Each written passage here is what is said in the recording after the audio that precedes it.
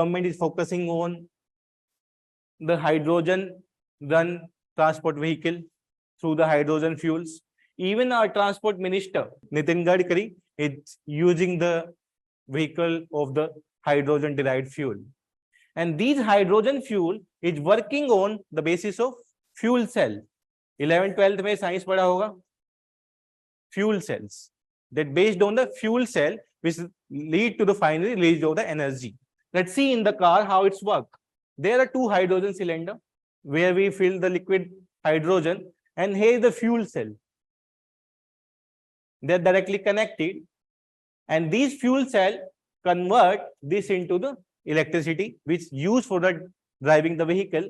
And the good thing, this is only released water vapor. From the emission, this release only the water vapor, no greenhouse gases. No carbon dioxide, no nitrogen dioxide, no sulfur dioxide, only the water vapor. So we are also looking for these kind of the engine manufacturers with the company. The India government is dealing with the different kind of the company, so they can manufacture the hydrogen driven vehicles.